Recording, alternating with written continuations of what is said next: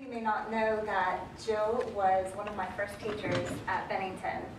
And one of the first questions I want to ask you is something I asked you at Bennington, which is, so I'm writing stories set in the South. I'm not from the South. I'm from Tucson, Arizona. And I'm finding in all these interviews that I'm doing that everyone wants to know, well, do you consider yourself a Southern writer? So I'm going to ask you, what is a Southern writer? Oh, what do you consider a Southern writer? Am I one? Would you call me one? Yeah, well, you know what? I think the definition Shannon Ravenel used all those years for news stories from the South, where she took stories that took place in the South who were not written by Southerners. I think so I think you qualify. I think you've been there long enough. I think traditionally so much, in terms of being a Southern writer, it's a lot about sense of place and language and just the history of what has come before. I don't mind being put in that category. I mean, you get pegged, woman writer, Southern Southern woman writer, and you show up and you open your mouth, and what can you do? It's a fact. But I want to add to the fact about Jamie being in my class at Bennington, however many years ago now. It was that wonderful situation as a teacher where basically, you feel like they need to dock your pay or something, because I was just saying things like, can you just go home and send some more of these. Keep doing what you're doing. What's been great about Jill is that she's a mother, and I have four children, and kind of was writing this book, raising four children, and Jill was so wonderful to always say, don't feel guilty. Your children need to see you doing this, and a great cheerleader. So yeah. Well, I have to say, when I had an introduction, because Jamie and I are going to cross paths several times over the next couple of months, and I was going to talk about sinkholes, and I had all these great ideas, and then James Wood sort of stole my thunder, with this piece in the New Yorker, where I think he said it all, talking about the religious imagery in your work, religion and lust side by side, different kinds of ecstasy. And so I just want to talk about, ask you about what you're doing there, bringing the two side by side. You also do it very well geographically when you have a character living on Lookout Mountain, half in Georgia, half in Tennessee. And so there is, in many of the stories, a sense of a character with one foot in very different worlds and somehow trying to. It's so interesting that as the collection came together, that topographical division, so Lookout Mountain is one town, but it's bifurcated into two states. And I didn't at all think about, I could use that thematically. I was just writing stories set there because I lived there and I was new there, and I was noticing so many kind of idiosyncrasies of that town. And I think now when people read the collection, they're like, that's so, you've got this geographic division and then this division between flesh and spirit and religion and carnality. And I think that just emerged organically. So it's hard to speak to, well, did you plan that or whatever, but I guess it is there in the collection. On Lopate today, I'll just repeat myself. I keep finding that I'm repeating myself. But he asked about that kind of coming together of the sexual themes and the spiritual themes. And I do think that there's been a separation, I was flummoxed as a teenager by, on the one hand, you have all these strictures on sexuality. On the other hand, you have this sort of rampant use in scriptural text of sexual metaphors. So you have the bride and the bridegroom, and the consummation is the word used for the second coming. And you have quotes like, unless you consume me, you have no part in me. So I think there is something somewhere inherently erotic in the spiritual realm, and I'm sure that goes back to the ancient Greeks somewhere, to Plato. But I do think that they're maybe more closely aligned than we think of it often. and that fascinates me, and the way that alignment has maybe become distorted and subverted, and I find it worthy of exploration. My next question for you is about story writing versus novel writing. You probably get this a lot. I'm a story writer. I've never written a novel. I don't know if I ever will. I'm very comfortable with the story form. How did you start with stories or novels, and how do you migrate between the two? I think by nature I'm probably more a novelist. I started with novels. All of my early stories, the comments I would get back would be, this feels like part of something bigger. And so for me, the novel was the first form I really felt comfortable in, but I greatly admire the shorter form and admire poetry, you know. So I read a lot of poems and short stories and have continued to practice.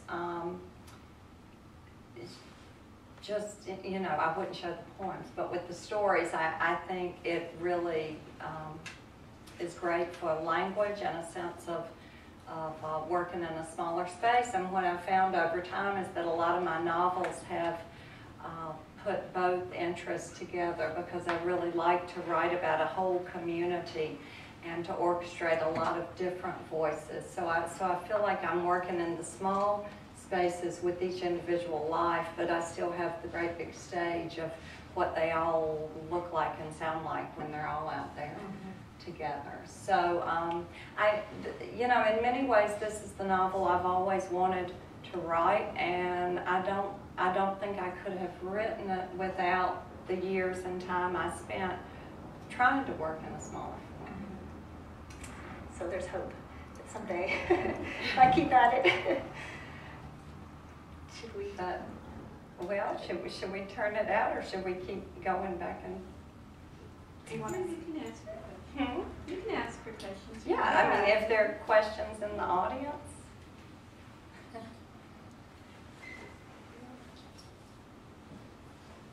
No question? Come on. Jill, you had your previous book was a book of short stories. Were you thinking about this novel before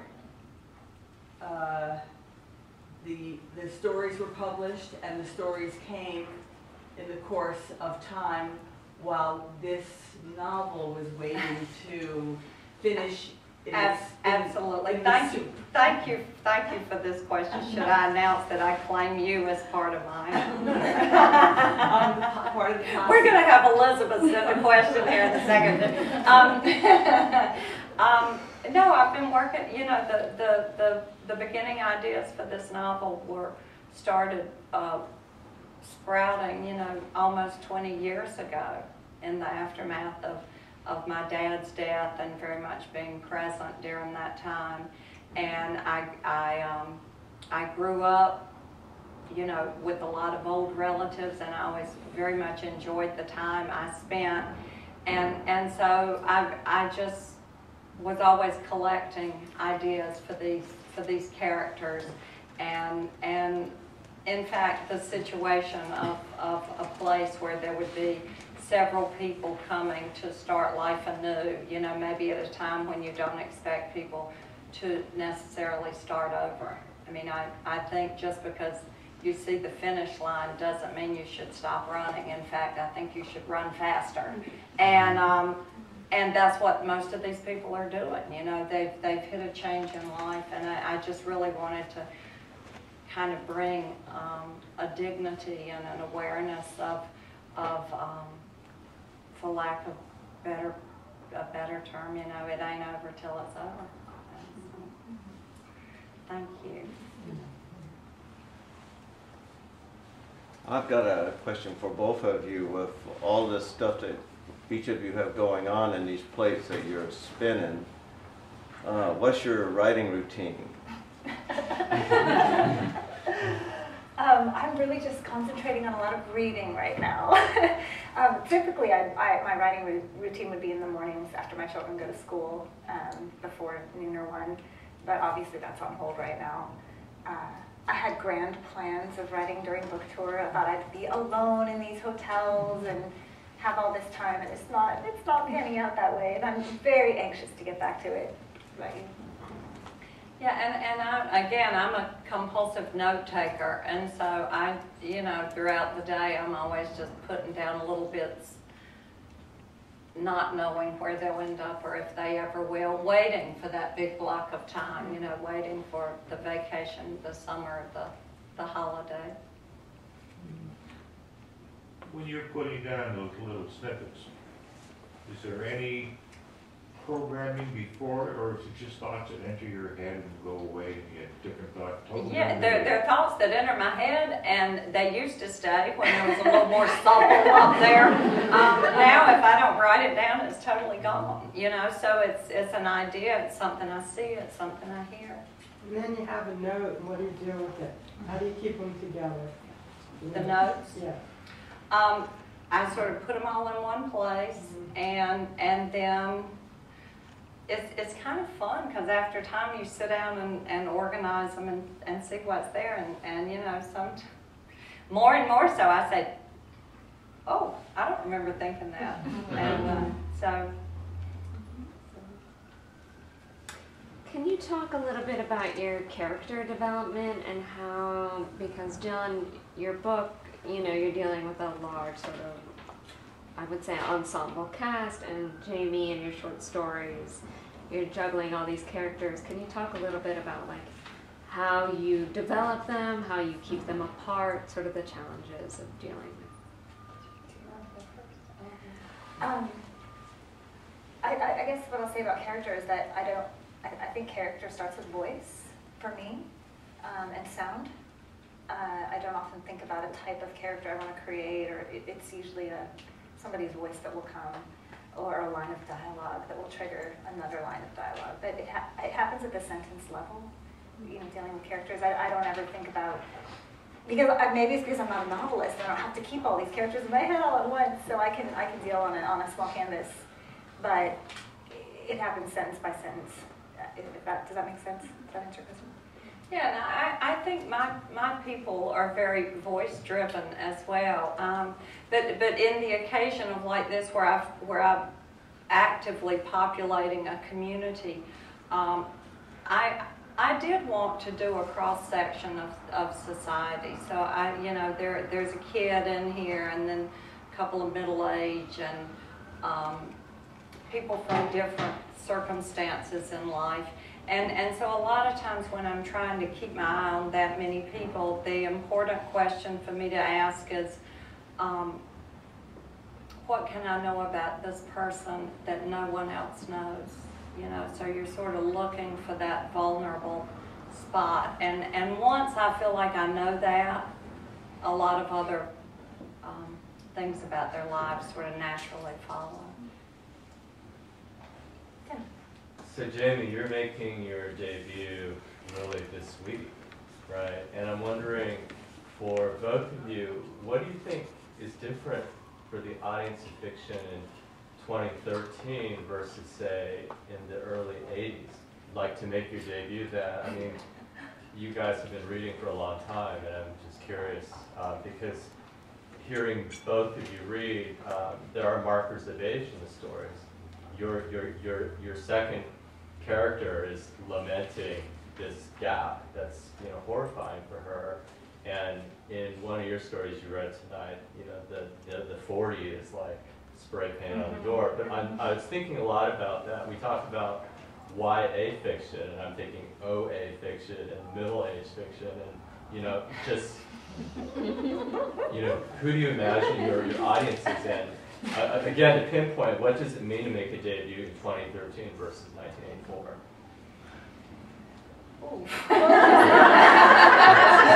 Wow, that's a big question.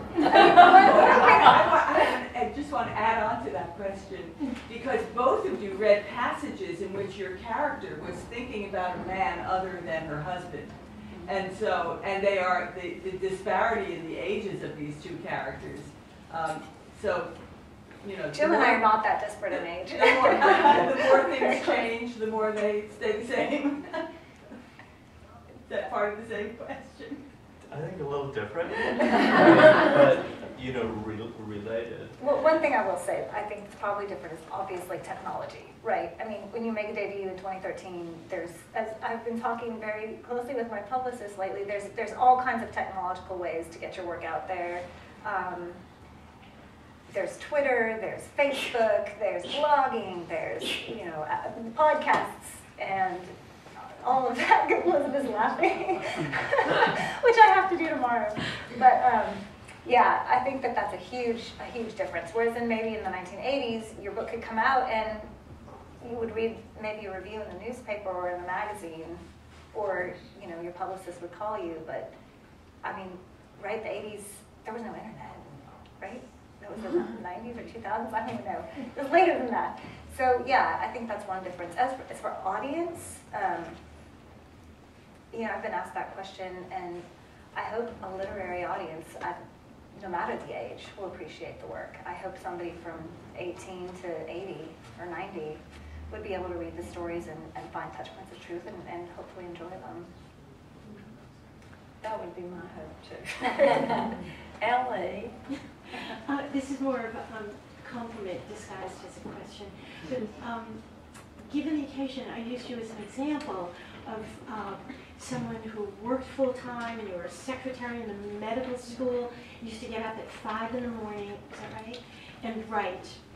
You weren't yet published, and you would write between 5 and 8 in the morning, or something like that. And I always use that as an example when people say, I don't have time, and you had a full-time job. And very admirable. So there's no question there. It's just, yeah. Well, and I think it's one of those, if you really want it, I mean, yeah, you find a way. I learned very early, you know, we're talking about having children, and I've been on quite a few of those panels, you know, about how you do it. And I learned very early that if you say to your children that on a beautiful day that you want to go sit in this room all by yourself and just think and write down what you think and ponder what you think, nobody's going to be very happy with you. But if you say you're going to the grocery store to buy everything you need to cook their dinner and maybe bake a cake later and have all the food for next week, everybody's great with that. Sure, see you later. And so I have written many scenes sitting parked in the you know, super Stop and Shop or in North Carolina, Harris Teeter, you know, snow, and I'm just sitting there writing. And then you know, you get home and you say, oh my God, it was so crowded, I don't know what was going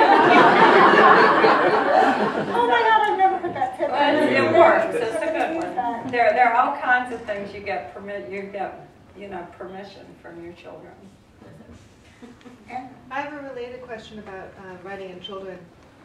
So if you know, the writing life is very private, but then you know the publication life ends up being very public, at what point do your children become a part of it? I mean, it's something they're so far removed from. They're not in your private writing life, and then they're not really part of your book publication life normally. And so how do you talk to your children about you know, fiction, your fiction, the value of that, you know, what it means to, you know, I mean, you're not just a working mother, you're doing something else, something creative, something magic, and then they're not really a part of it. So that's very good question. You're very close to it right now. Very timely.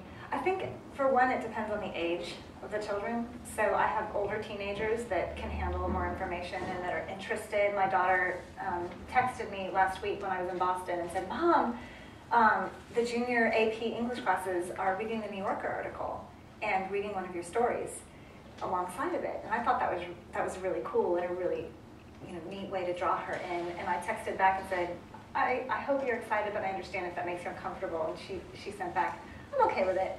So I thought that was like praise from, you know, from a 17-year-old. I'm okay with it is like, that means like awesome. The younger ones that are still in middle and elementary school, not so much. You know, they need me to be mom right now, and I don't talk about it much. I also am, as we were talking about dinner, trying to defer as much local kind of press as possible and keep it out here and keep the sacred space at home. And then, you know, of course, I share everything with my husband, and he's the one I can blah, to, what about you? Yeah, well, you know, and it has varied through the ages. I mean, I have many copies of my book where my daughter signed her name in crayon, you know. And then, of course, there was a period of time where she would read something and, you know, she really didn't like it.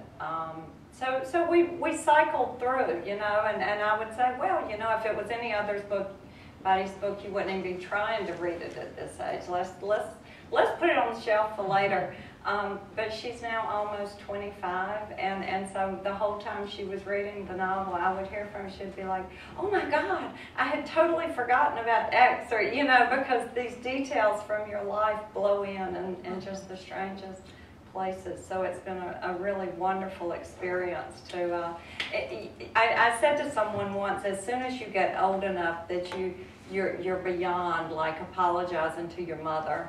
I like to tell people, you know, my mother for almost now, you know, 28 years, if anybody mentioned my fiction, she would say, well, you'll never find her work in the Christian bookstore. and